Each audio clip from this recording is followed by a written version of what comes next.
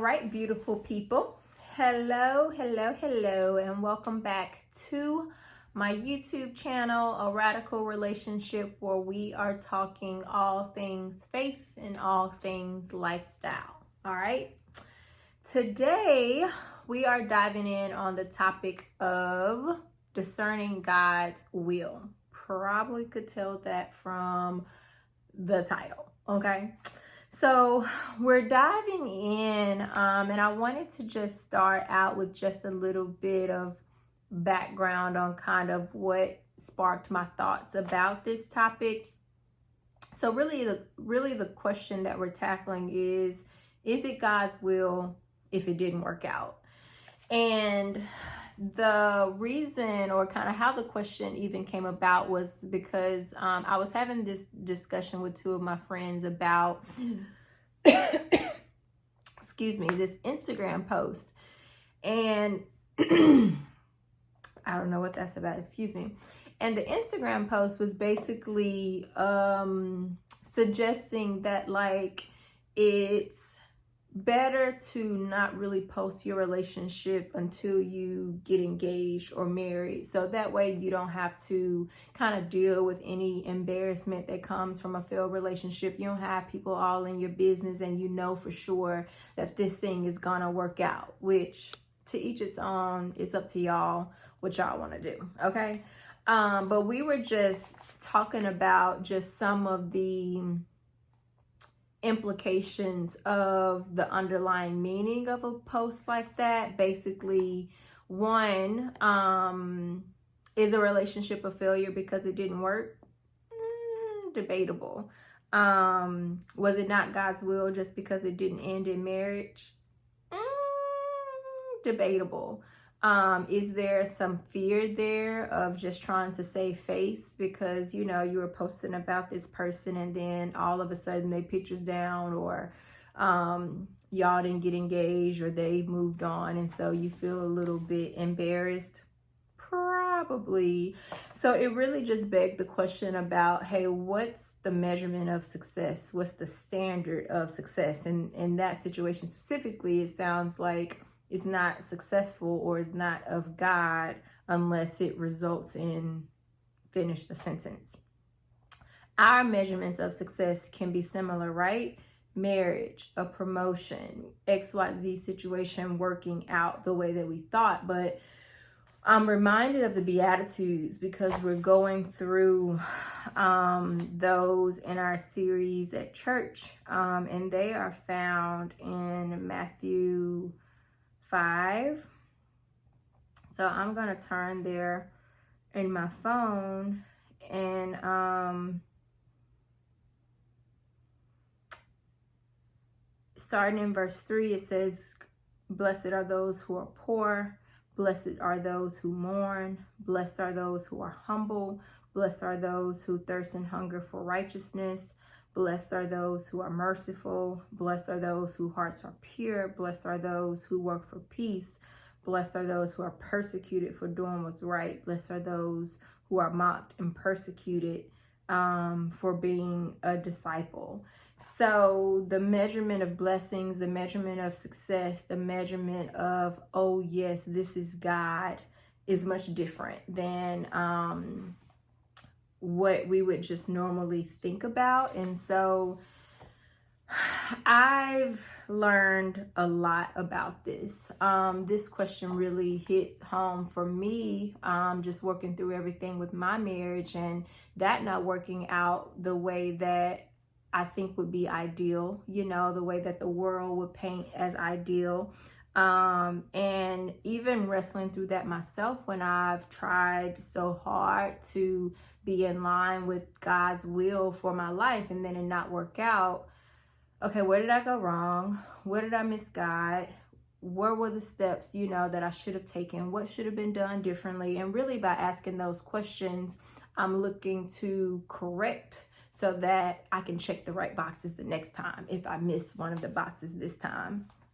So I'll talk a little bit about what I'm learning through that, because what I found is that even though it's not turning out the way that I would have hoped it turned out, there's so many other measurements of success that I would consider still a win. Like the many deep revelations that I've gotten, like the many lessons that I've learned, like the way that my character has been developed, like the way that I'm now becoming more emotionally whole as I work through so many things that is drawing out of my heart.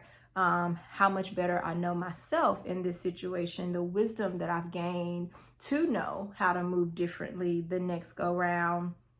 And so I just think, okay, if I'm measuring success only by the standard of whether or not my marriage lasts, or even what it has looked like as we've been married, then that can get a little funky. But if I'm taking into account the same ways that God looks at people who are blessed, and God's barometers and measurements for success, and the way that God would always want me to grow and be refined, then it's been very successful, actually.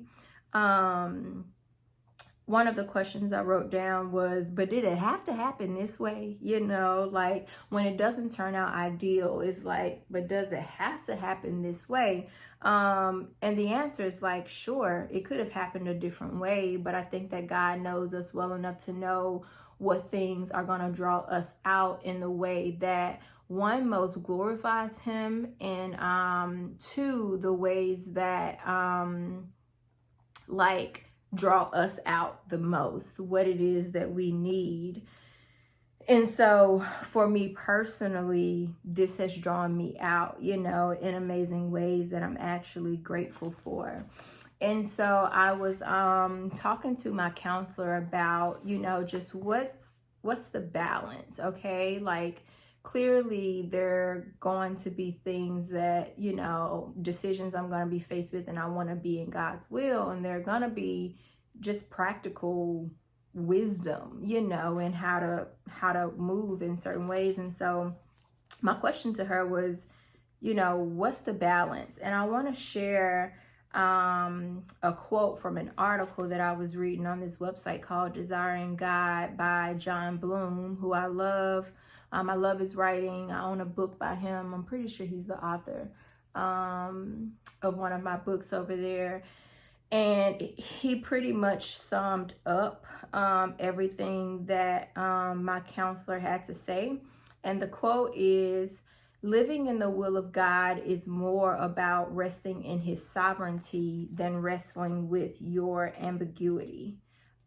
He says, living in the will of God is more about knowing and trusting in his specific promises than just receiving specific direction.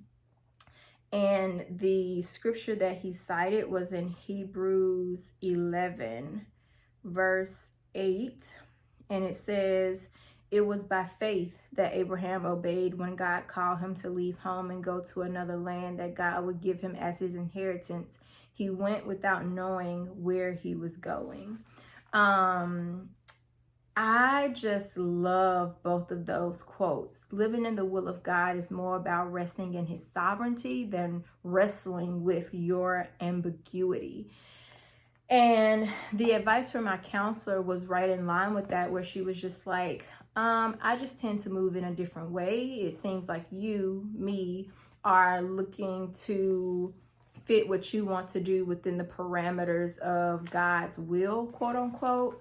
But the reverse is actually kind of how I tend to think about it, in that like God's promises are always true no matter how you move. And so when we're dealing with these situations that are not biblical, in the sense of like, it's not a matter of what's the right thing to do as it concerns the Bible or sin, but just like life decisions that we're looking for direction in, God's promises are just always true. And so we should be living and moving according to his promises, one of which is that he causes all things to work together for the good. So that's kind of a security blanket in a lot of ways. One of the examples that I thought about in times that I've experienced being able to rest in God's sovereignty and not wrestle and my ambiguity is when I was looking to take the job that I currently have. So at the time it was, do I take this job in Richmond, Virginia, or do I proceed with my master's degree in Charlottesville, Virginia at UVA? Both great opportunities, pros and cons to each, you know, kind of thing. And I was just like, all right, God, which one do you want me to do? And I didn't feel like I got a concrete, like, absolutely do this.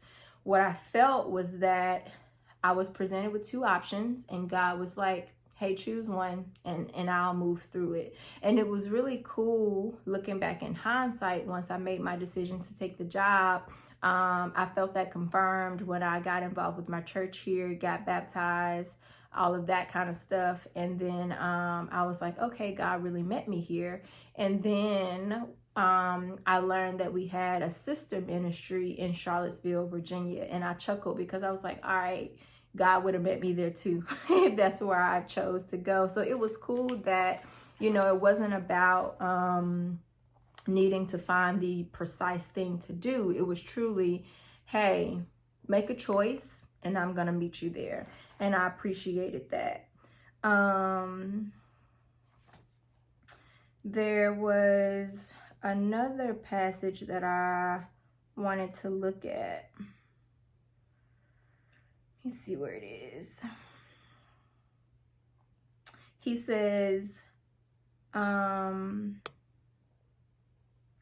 as a result of the fall, meaning sin, Adam and Eve, we all come into the world irrationally overconfident in ourselves. But when we become Christians, we enroll in this discipleship program uniquely tailored to the purposes He has for each of us.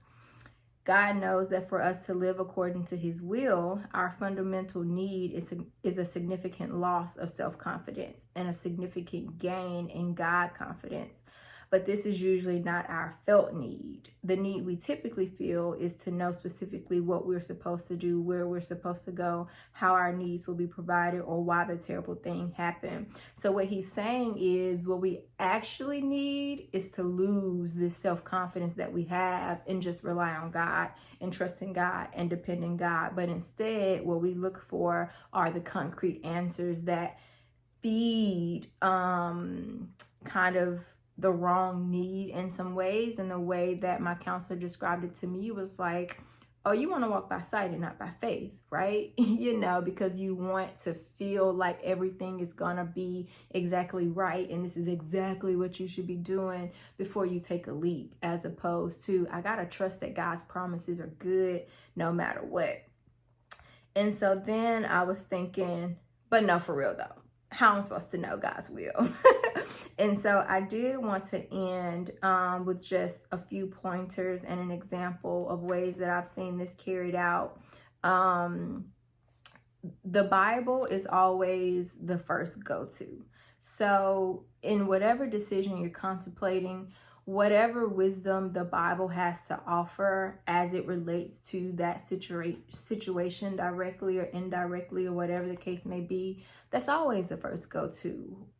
Is there anything at all in the Bible that speaks to how I can make this decision, what would be wise in this decision, what heart I need to have in considering? That's always first. Wise counsel, lots of input. So it's just always good to get the different perspectives of people, being able to kind of bring to your mind the different ideas about this situation that you're not going to consider or that you hadn't thought about. And then you can weigh all of that up against the decision that you're making to see, okay, which way do I feel led in? Simple pros and cons. What outweighs what? Sometimes it's just more realistic, more advantageous, makes more sense to do one thing, or it can be, this isn't necessarily going to be more advantageous, but I really feel led to sacrifice in this way, so I'm going to go with this decision. And then at the end of the day, the only thing that you can do is make the best decision that you can, trusting in God's promises. So I think about how things that I know now would have impacted decisions that I made earlier.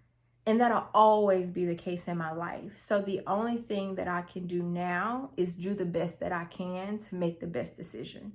That's all I can do. Like, the only thing that I can do is try to do everything that I know to do to make the best decision now, and just trust that, should it be wrong, should it not be the right direction, should it be that I should have made a different decision, that God is always doing this and putting you back on track, putting me back on track, and leading us back to wherever it is that we need to be.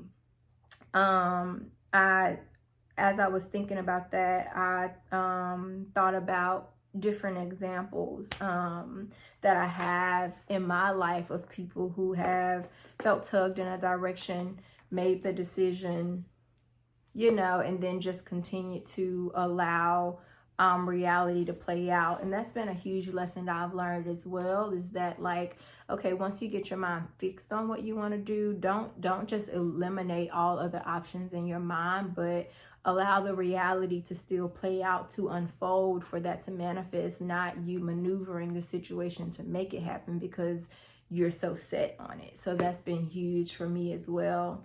I'll definitely link this article in the description box below, because it was really good. And Desiring God, it's just a great website in general with tons of resources about tons of topics, and I love it. So like I said, at the end of the day, get back to those basics when it comes to trying to discern God's will, and just do the best that you can and walking with God.